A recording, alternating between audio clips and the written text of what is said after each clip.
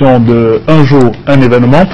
Dans le cadre de cette édition, nous avons choisi de rentrer de plein pied dans cette semaine consacrée à l'unité nationale. Le Cameroun va donc célébrer le 20 mai prochain une autre édition, n'est-ce pas, de cette grande fête consacrée à son unité.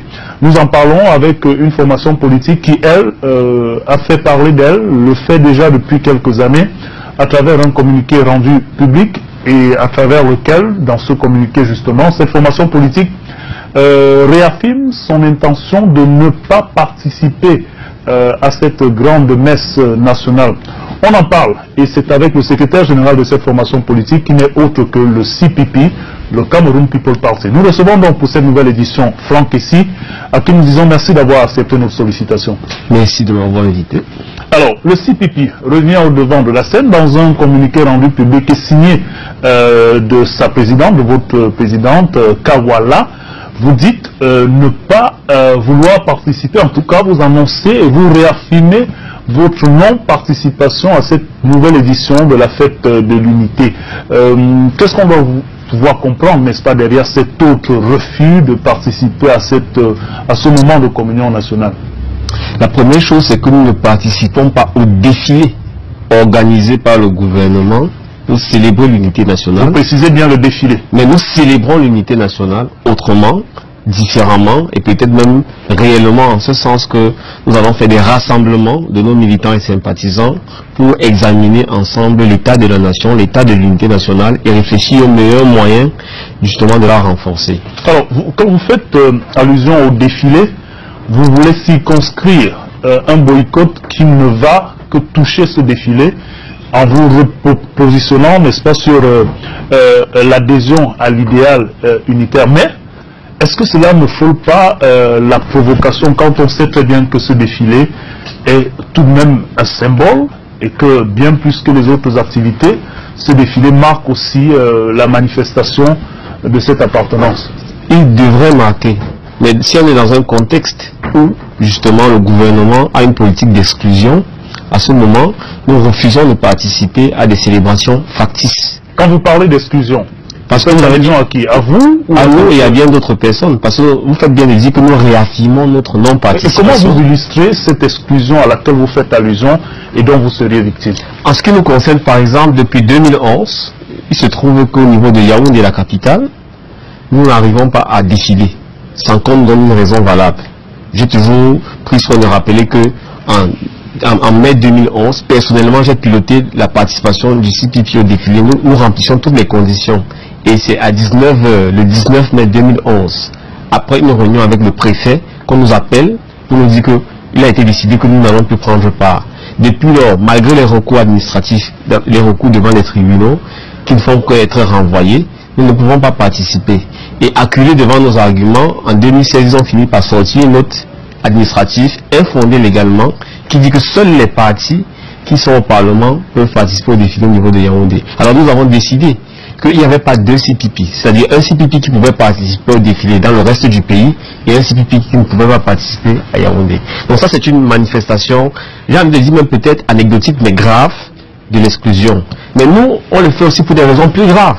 Parce que la politique du gouvernement, si on prend par exemple sa gestion de cette affaire de Boko Haram, si on pense sa restriction des libertés tout au long de l'année, si on prend la crise anglophone, est une politique qui... Alors on reviendra sur les volets liés à l'aspect purement sécuritaire qui sont aussi un ingrédient que vous mettez dans ce communiqué. Mais revenons justement sur votre intention. Vous dites ne pas participer au défilé, mais participer justement à la réflexion ou à d'autres activités liées à cette fête de l'unité. Est-ce que vous n'allez pas encore là vers une autre forme de provocation quand on sait que notamment le gouvernement et l'administration ne tolèrent pas les rassemblements, les regroupements et d'autres initiatives qui ne vont pas dans un sens, j'ai envie de dire, permis en ce moment-là? Si vous convenez avec nous que, si vous voulez, le gouvernement n'est pas propriétaire du Cameroun et que tous, en tant que Camerounais, nous sommes des co-responsables, des co-héritiers, il me semble que la fête de l'unité n'appartient pas qu'au gouvernement et qu'il n'y a pas une seule manière de célébrer l'unité nationale. Vous savez ce que nous on a prévu? Par exemple, cette année, nous allons nous déployer auprès de nos frères et sœurs frappés par la crise, notamment les déplacés internes, pour leur rassurer qu'ils ne sont pas seuls, que d'autres Camerounais vivent comme eux, dans leur chair, la peine qui est la leur. Et qu'on ne saurait, est-ce qu'on ne célébrer la provocation au moment où la provocation, activités et autres déploiements de type regroupant ou de groupuscules n'est pas toléré au moment de cet événement national? Vous voyez que c'est une illustration que nous ne sommes pas unis.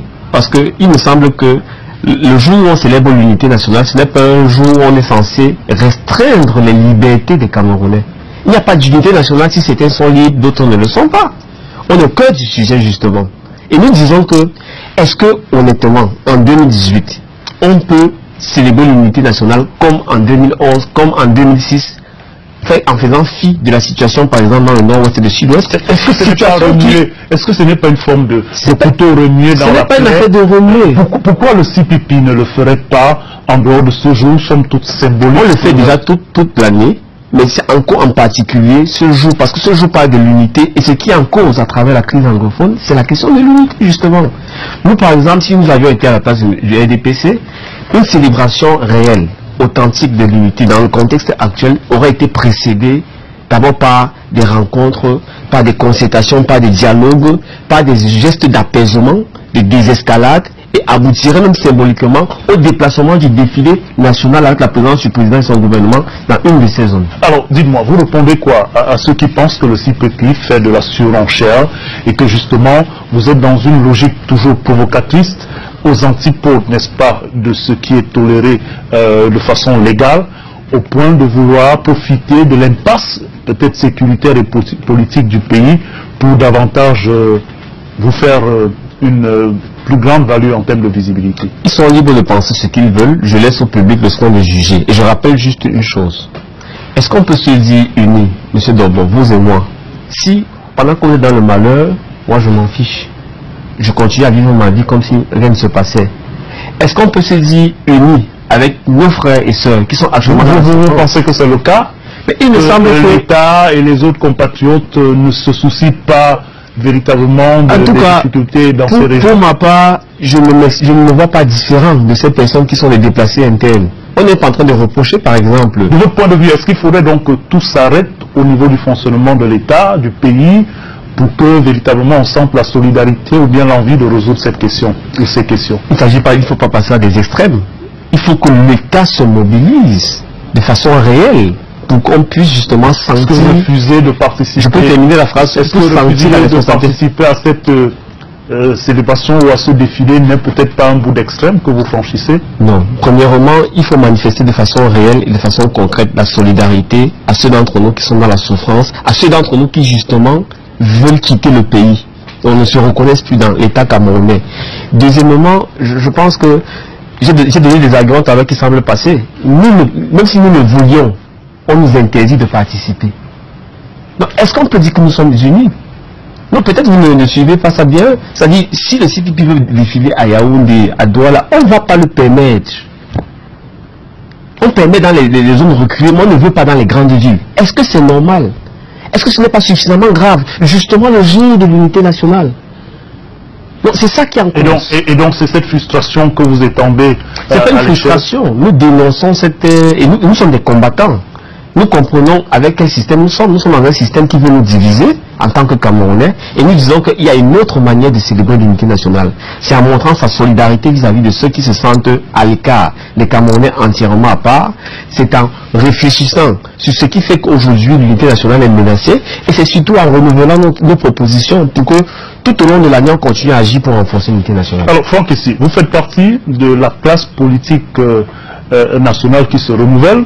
Vous êtes un très haut responsable du Cameroun People Party. Et puis il faut d'ailleurs rappeler que vous êtes récemment lauréat d'un prix de la Peace Media Award. Vous êtes reconnu comme étant un des jeunes politiciens qui s'activent à ce sujet-là.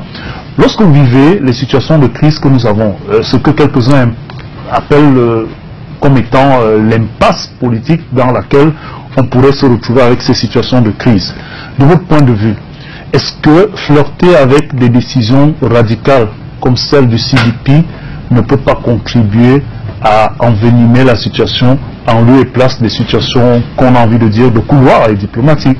Mais nous sommes dans la diplomatie. Je vous donne un exemple. Nous sortons d'une descente de 5 jours dans le nord-ouest. Nous sommes allés à l'épicentre de la crise dans le nord-ouest, la ville de Batibo. On a rencontré un groupe de 795 Camerounais qui sont des déplacés internes du fait des violences qu'il y a entre les sécessionnistes et l'armée. Nous avons rencontré des religieux, des commerçants, jusqu'aux autorités de la région, notamment le gouverneur.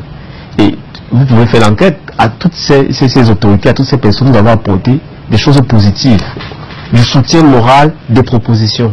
Donc, nous sommes sur une position de principe parce qu'on estime que la politique menée par le gouvernement est une politique qui nous divise en tant que Camerounais. Quand quelqu'un souffre et vous lui dites qu'il ne souffre pas, ça c'est le premier fondement de la frustration. Ensuite, quand les gens se rebellent, vous ne mettez que la solution sécurité en avant. C'est un problème. Alors justement, parlons de cet aspect, et c'est peut-être à ce niveau que beaucoup de flèches sont lancées à l'endroit du CPP sur les responsabilités. On va peut-être pas revenir sur ce qui est considéré comme exaction ou comme défense, ainsi de suite, mais lorsque, par exemple, vous mettez l'action des forces de défense au même niveau de responsabilité qu'un certain nombre d'exactions qui sont faites par des groupuscules et bandes armées, on l'a vu dans certaines prises d'opposition, notamment de votre parti, est-ce que vous ne frustrez pas, ne fragilisez pas l'action de nos forces de défense qui ont déjà maille à partir avec un certain nombre de situations? Pour celles que j'ai rencontrées, je parle des forces de défense. Je peux vous dire que nous avons elles ont toute notre reconnaissance et tout notre respect. Parce que nous savons que la situation, ce n'est pas elles qui les ont créées et elles obéissent pour la plupart aux autres. Donc nous relevons simplement des faits. Alors à l'origine, qui a tabassé les étudiants à Boya? On n'en est plus à cette époque. On en est à des soldats qui sont déchiquetés, on en est à des scènes barbares, on en est à des frustrations et beaucoup d'autres qui sont... C'est vous qui semblez ne voir qu'un aspect de la violence. Parce qu'il faut comprendre que dans la dynamique de la crise, il y a bien quelqu'un qui a commencé. Et ensuite, ça s'est enchaîné. Je vais terminer, je ne suis pas en train de justifier ces barbaries-là. Je ne justifie pas. Je suis en train simplement de vous dire qu'aujourd'hui, nous sommes otages de deux types de violences. Une violence qui nous vient des sécessionnistes et qui s'attaque à l'armée et à quelques symboles de l'État. Et il y a en face une armée qui ne réagit pas toujours de manière professionnelle. Je suis désolé de le dire. Vous mettez pas toujours, mais en réalité... Non, parce que je ne veux pas généraliser. Parce que ce serait injuste de généraliser. Mais si vous généralisez... Et ce serait même pas conforme à la réalité. Si vous généralisez pour le cas d'un certain nombre de sorties, de discours qu'on a bien vu tenir par votre parti qui... somme toute condamne fermement un certain nombre de... Écoutez, je vous dis que j'ai rencontré 795 personnes qui sont des déplacés internes. Je n'ai pas vu une seule personne qui dit qu'elle est du fait des sécessionnistes. Et ce sont des gens qui disent qu'ils sont les victimes de ce qu'on appelle les punitions collectives que l'armée, auquel l'armée dans ces zones-là se livre. C'est-à-dire que quand on tue par exemple un gendarme ou un militaire et qu'on soupçonne que l'auteur de l'assassinat serait dans un village, ce qui se passe, c'est qu'on arrive, on rase tout. C'est très difficile de pouvoir soutenir tout ça. Non, moi je vous dis simplement que vous pouvez vérifier. Moi j'ai des sources précises, je peux vous donner des sources, les autorités peuvent m'interpeller et on a informé les autorités. Mais il y a aussi beaucoup de manipulation dans ces faits. Donc nous n'excluons rien. Mais le fait est que il y a des violences de part et d'autre. Et que ces violences, que ce soit de l'armée vis-à-vis des populations innocentes, que ce soit des sécessionnistes vis-à-vis de l'armée ou des populations, c'est condamnable. Et nous réitérons notre appel à l'ouverture d'un dialogue. Est-ce que vous vous rendez compte? Ce n'est pas nous qui interdisons le dialogue à l'Assemblée nationale. Ce n'est pas nous qui, depuis janvier 2017, avons mis fin à tout processus de dialogue. Qui dans l'opposition refuse le dialogue? Alors, Franck, ici, on va peut-être pas avoir suffisamment de temps pour s'étendre sur la question, mais on vous dit déjà merci. On a compris dans la quintessence les intentions ou alors les idées qui sous-tendent. Nous sommes contre le défilé factice. Une célébration factice de l'unité, nous sommes pour une célébration réelle de l'unité. C'est votre point de vue. En tout cas, bon nombre de Camerounais, d'autres Camerounais pensent que c'est un moment de commémoration qu'il ne faut surtout pas mettre en arrière de la scène. Et donc le 20 mai est préparé dans bien de localités. En tout cas, nous sommes dans un état démocratique et nous avons écouté aujourd'hui le point de vue du CPP sur la question. Nous vous disons merci d'avoir accepté cette sollicitation, n'est-ce pas, tout